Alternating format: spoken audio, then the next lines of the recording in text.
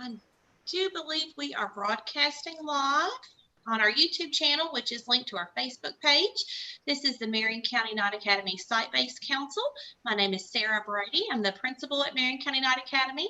With me today, I have Miss Veronica Brown, our teacher representative on the Site-Based Council, Miss Kim Goff, a teacher representative on the Site-Based Council, and Miss Paula Newby, one of our parent representatives.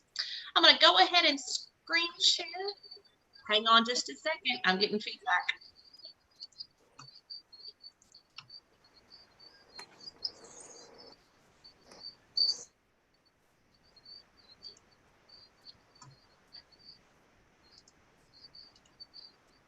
There it is.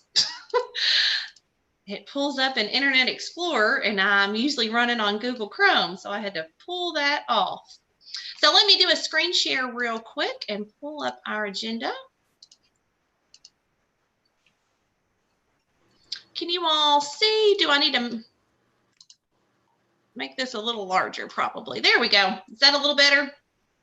Yes. Awesome, awesome. All right. Go ahead and take attendance here. Oh, big cap letters. Sorry about that. Didn't mean for it to be so big, but I think I hit the cap locks.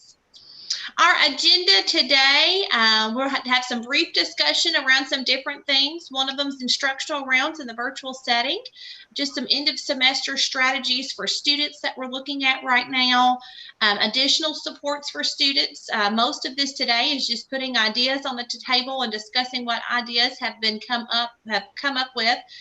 Some second chances, a little bit of information about some upcoming scheduling, and then a principal's report, and then ending our meeting today with our budget updates.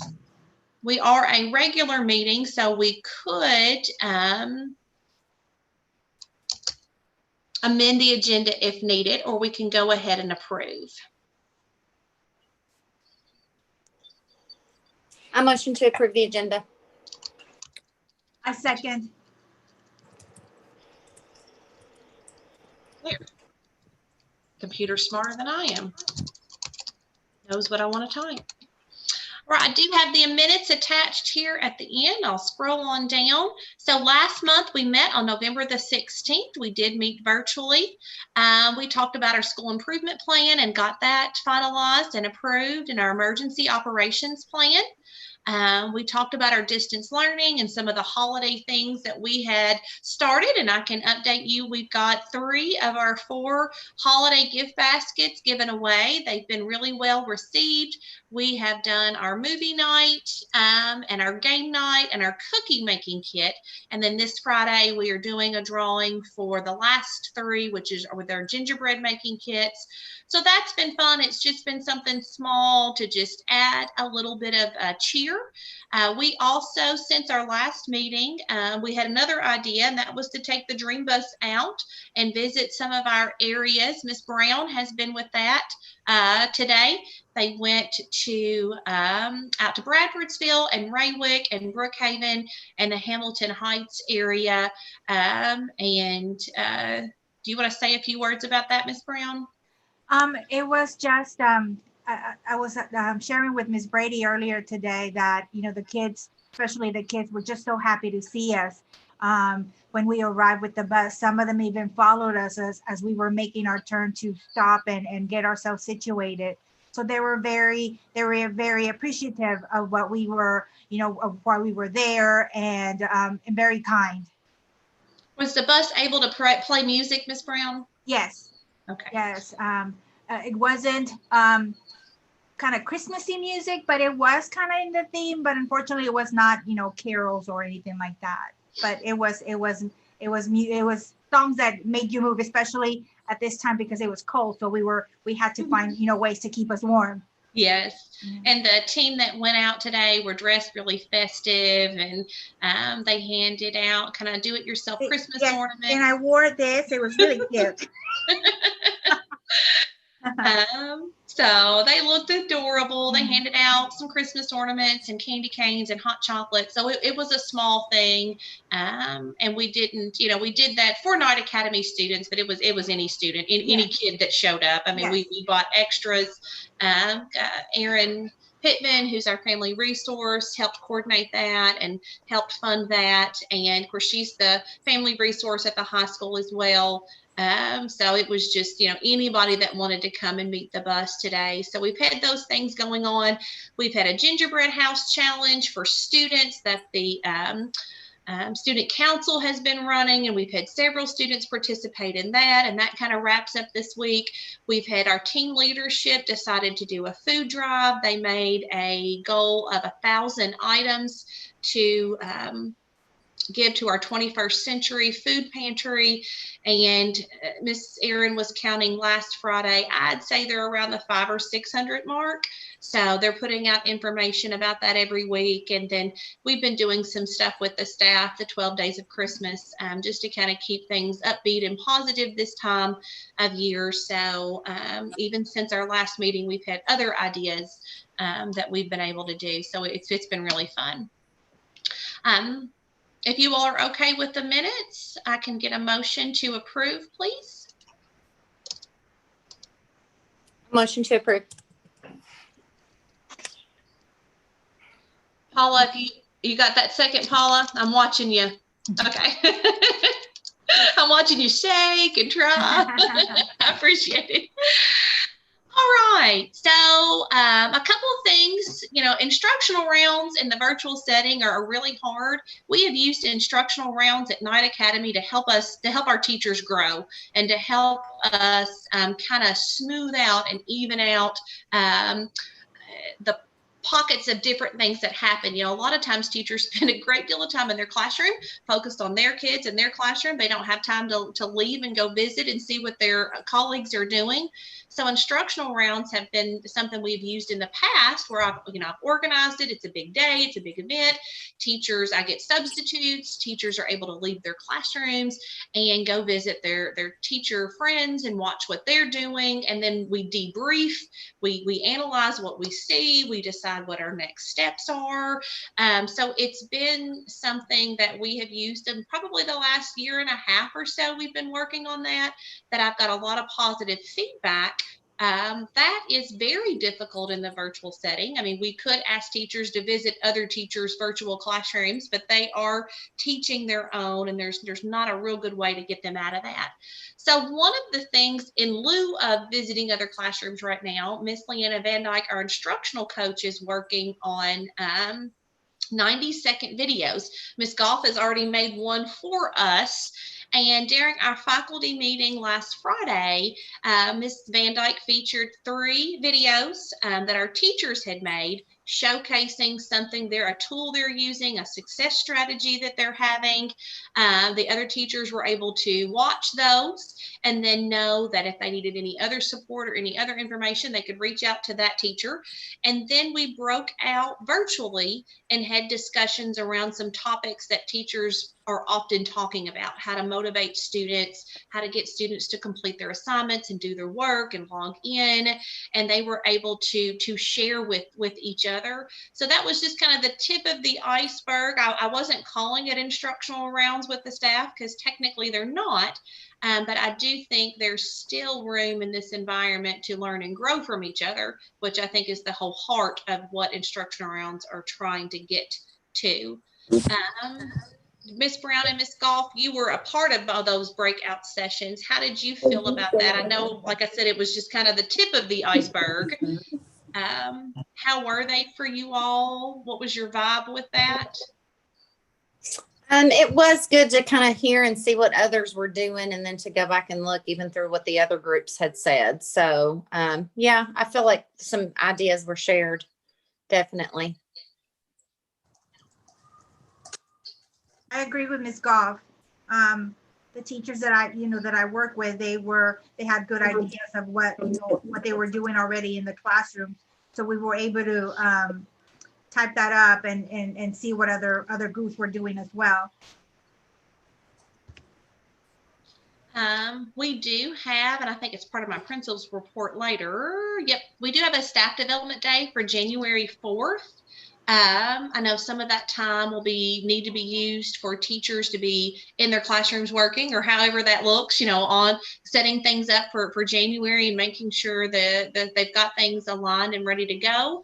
But I also thought about using some of that time just maybe for that, like I said, that internal growth. We have a lot of really good people and a lot of really good ideas to just constantly grow together, and kind of setting up different meetings and different mixtures of people to continue. And like I said, they may not be exactly like instructional rounds, but I think as long as you're learning and growing together and building your teacher community, that's a good thing.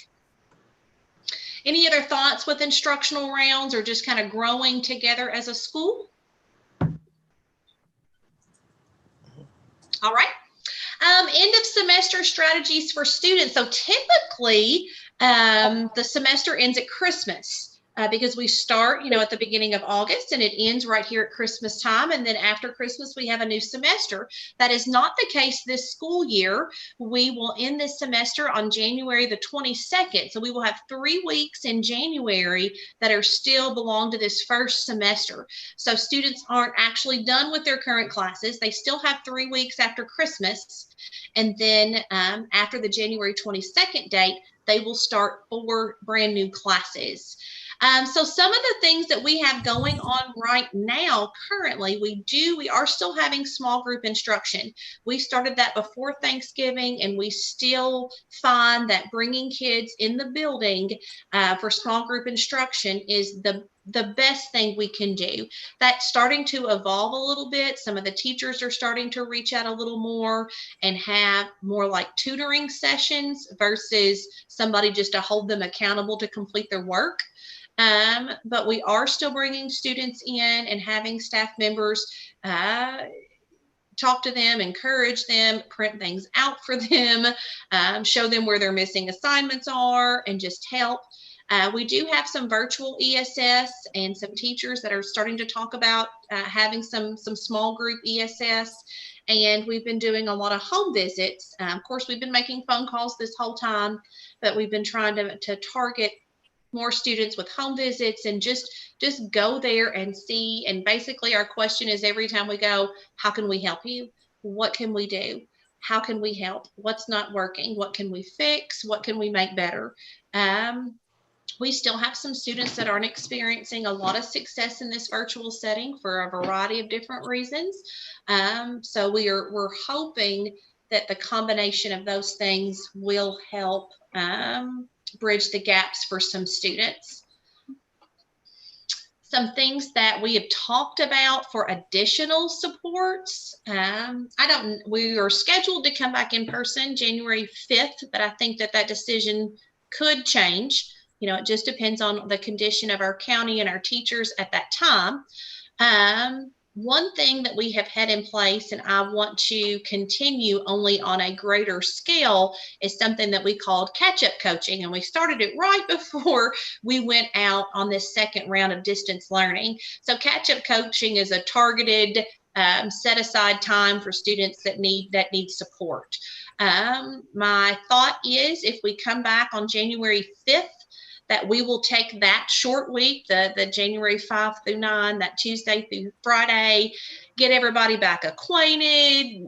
We would not do catch-up coaching that week. We would take that time to get reconnected with the students, see them in our nightway groups, talk to them, check on them, get them back in just the regular routine of school, all the while preparing to start the catch-up coaching the very next week. So we could take that week to look at the most recent grades and the most recent progress of our students. And then the next 2 weeks in January, which would be the last 2 weeks of the semester, we would do catch-up coaching 5 days a week. Those students would be reassigned and perhaps would not go to Nightway those 2 weeks, because they would need some intense help. Of course, that's if we're in person. What do you all think of that as a means to help students if we're in person? policy a yes. What do you think, Ms. Gall? Yes. Yes. Yeah, I think the hard part is the routine part, which we never really got to establish. But yeah, I think it was helpful when we were able to do that. Some other thoughts that we have had. We do have an online program called Play-Doh. It is basically an entire course online. It's something that, you know, Marion County Public Schools owns. We don't use it a tremendous amount because we recognize that in-person teaching is better.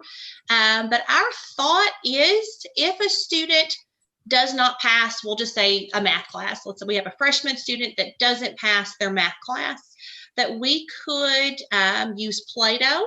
We could enroll that student on an online Algebra 1 course. They would probably have to do that,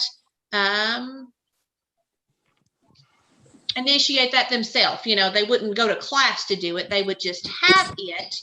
And or students that do really poorly, like they, you know, I think there's, if you fail with a 52, it's different than you failed with a 22. 52 kind of says, I didn't quite make it, but I understood some of the math concepts. 22 might say, I did not understand very many of the math concepts. If there's room, Ms. Brown and I are talking about targeting some kids to retake math. We would adjust their schedule or whatever course it would need. It could be an English class or a science class or social studies. We would definitely target those core classes that students have to have for graduation, so they would not be behind for their graduation requirements, and giving some students a second chance back in the classroom, and some students that we would assign the Play-Doh and give them a mentor and give them a guide to help with that, to check in on them. Those are some ideas we have right now. In the event we have some students not do well, to give them those second chances before the end of the school year. Of course, then we'll be talking summer school, but we always will. You know, that's not a new conversation, but we will have, you know, summer help as well. But as much as we can do in the here and now to help students, I think is important. Any thoughts with those ideas? With the, like, so the Play-Doh, they would start, I guess, second semester, like it would just be like an independent study. Someone Yes. would work with them and instead of taking like one of their elective classes. Yes. Yes. So the Play-Doh students would maintain their regular schedule. The catch-up coaching works really well, but I can see catch-up coaching kind of fading at the very beginning of that semester because students will have started new classes. So we could probably go back, instead of catch-up coaching, the coaches that work in that program could just do Play-Doh supports. Maybe pull the kids just twice a week to say, here's your time for Play-Doh. Of course, that's pulling kids if we're in person, which eventually I think we will be. And we'll just kind of see where we're at that moment. But yes, and you know, I have some reservations if a student was not able to virtually finish a class with a teacher. Could they virtually finish a class with Play-Doh? I don't know, but we're going to try. Because I believe in second chances, and we'll probably get into third and fourth. But I think it's important to have that there for kids, because with Play-Doh, you could get up at 3 a.m. if you wanted to and work on Play-Doh. You know, it's not bound by time or a teacher. Some students do find success doing it that way. So, you know, we will definitely reach out and hopefully this would help some students. We are starting to talk about scheduling. We want to make scheduling as grand and wonderful as it normally is. Scheduling nights and parent nights are the most attended nights we have. Scheduling is important, and parents will come out for a scheduling night. They want that information.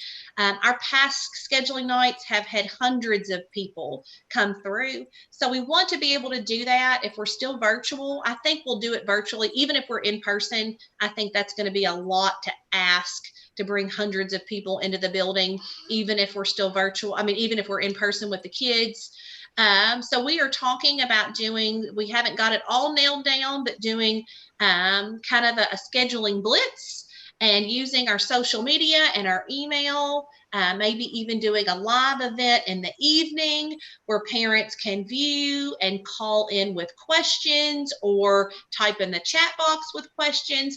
We can have our partners with the Area Technology Center there, so parents can just get that information and kind of get the same feel that they would if they were in person.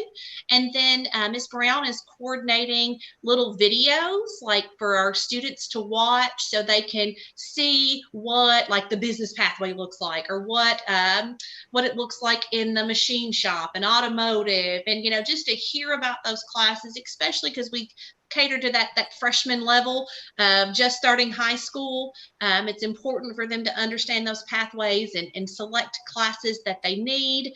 And then our eighth grader making a big leap into having a lot more opportunities and kind of exploring where they want to go. So we are looking at end of January, early February is kind of our tentative dates right now to be able to do that. So I'm excited about that. Miss Brown has been working on that. I think Miss Sierra Wheatley has partnered with her, and we're just kind of excited about making this a big deal for our kids and our community. Even thought about doing some sort of drive-by thing where all the social studies teachers are out and they can wave and see and maybe hand out social studies information, or I don't know, but just something that makes it feel as important and as exciting as it normally does. Any questions about scheduling and information, or how does that sound? Wonderful. This sounds great. So distance learning updates. We are still, of course, distance learning Monday through Thursday with NTI on Friday.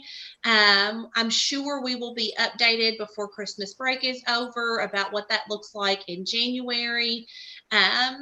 We did have a teacher spotlight featured in the Lebanon Enterprise and on the Marion County Public School page. And that was Miss Sedina Conley. I know they're planning on continuing to do those, but congratulations, Miss Conley, on being our first teacher spotlight. And then I did mention that January 4th, the students will have no school. It won't be NTI or anything. It's just part of their holiday break. They will come back January 5th, but January 4th is a staff development day. Miss Biven and Miss Van Dyke and I are meeting tomorrow to kind of put together the bones on that plan and start sharing that with staff. So for me, I would want to know early and just know that email was there so I could kind of forget about it over the break and then be ready to go January 4th versus kind of wonder about it the whole time and then know like the Sunday before. So I'm sure I'll remind staff and everything, but I would just have more peace of mind if I could just know about everything and be able to lay it down for the next couple of weeks. Any questions or anything regarding the principal's report?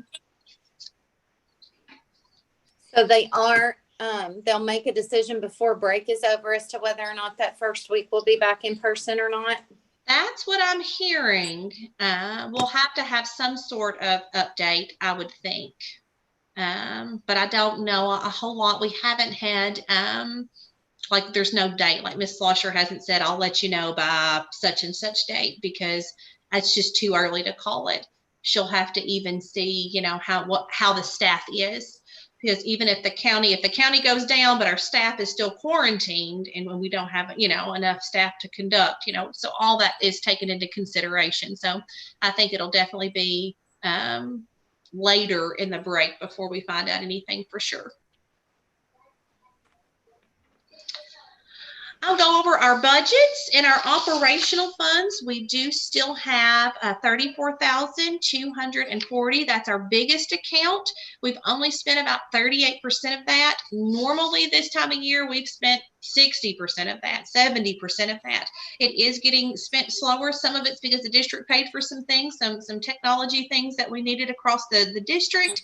And then teachers are just spending less. They're in the building less, and they're using up less paper and supplies and stuff like that. We are looking at purchasing some technology. Miss Russell has sent out a survey, and she's in the process of working with different vendors and just getting us some quotes to see about that. We've ordered some small technologies, like if the teachers needed an upgrade on their webcam, or like a headset to wear. We've had some requests for that we've been able to purchase. Our district activity account is a small version, basically, of the operational. It has several different compartments in it.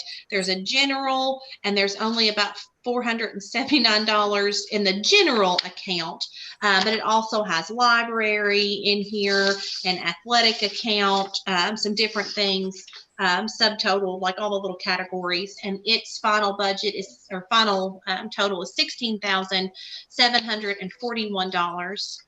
Our athletic transportation is $1,525.97. Our custodial is $6,796.19. And of course, our ESS budget, you all probably would guess it, it's still $15,000. That is a budget that needs to be spent. I say that every month, and I have not had a good idea yet. But as a site-based council, we do need to monitor that and get it spent down. We do have teachers doing some ESS, and some teachers are turning in timesheets. But once those, go through, it's what I would consider nickeling and diming the account. It's going to go down, but not very big. And we've got extended school money, and we've got students not doing well. So, and it can be spent on programs, resources, materials. It's just, they have to be used during ESS. So those are some things we might want to think about and researching to find some ideas there. If we come back to school, are we still able to do a daytime waiver, or have we already done that? We have not done that, and daytime waivers can be now. I noticed the other day at another school that there was an in-person person tutoring, and it was a daytime waiver.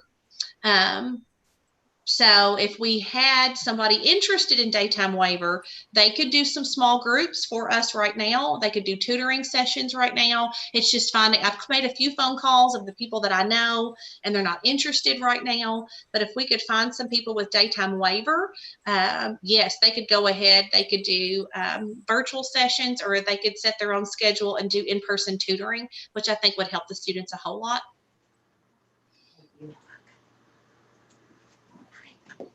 And our school activity account, which that's the one that's student generated, is $17,071. In our general account, like what we can spend on like student rewards and student things, is $3,536.09. Normally that's a little higher because we have students pay a school fee, and that goes directly into that. So we charge them money instead of fundraising to give back to them in different rewards and prizes, but we did not charge a school fee this year. So the other divisions, there's different things in there, betas in here, baseball's in here, that is driving up that total a whole lot more. Any questions about our budgets? I'm going to give Paula a site-based parent member of the year award, who has, I'm not sure what she's done during the meeting, but she has done a meeting. She's now in her car. She was upside down a few minutes ago. So I don't know, but you so sorry. No, you get the award of the year for being that committed to everything you're doing to make this all happen. Well, I was still at work, so I was trying to finish up. And so I appreciate you all getting on today for our site-based meeting. That's all I have. Unless you all have something, I can take a motion to adjourn. I motion to adjourn. I second. Thank you.